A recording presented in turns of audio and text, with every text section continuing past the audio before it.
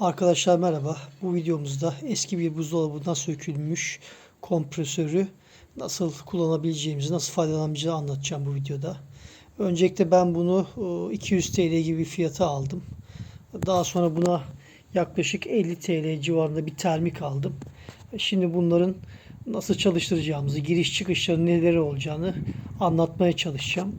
Öncelikle bu borudan havayı emerek bu borudan da hava çıkışını sağlamakta ve burada gördüğünüz üzere bir boru bağladım ben buna. Ucuna da bir normal arabaların lastiklerine uyan bir soket bağladım. Şimdi bunları anlatmaya devam edeceğim.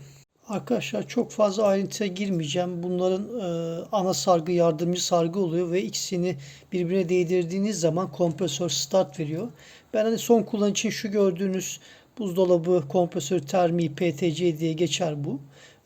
Bunu bu şekilde zaten şurada delikleri görüyorsunuz. Üçgen bir şekilde altta 2 delik, üstte 1 delik var. Bunun da aynı şekilde üstte 1 pin, altta 2 pin var. Bunu bu şekilde buraya oturtuyorum arkadaşlar. Şöyle yaptığım zaman bakın bu buraya oturuyor. Şöyle oturduktan sonra burada zaten 2 pin kalıyor arkadaşlar. Birisi faz, birisi nötr olarak ayarlıyorum. Bunlara faz nötr verdiğim zaman buzdolabı kompresör otomatik olarak start alacaktır. Şimdi buna bir kablo bağlayıp göreceğiz sonuçları. Evet arkadaşlar ben ne kadar hava bastığını göstermek için bir kabın içine su koydum. Ucunu da suya daldırdım.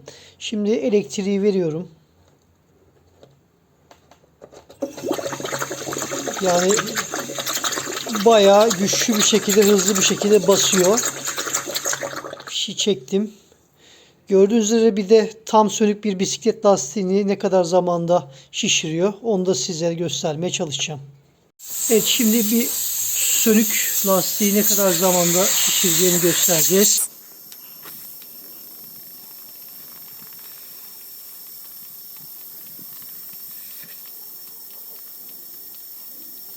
Yaklaşık 25 saniye civarı komple inik tekeri şişirdi arkadaşlar. Gayet başarılı bir şekilde hava basıyor.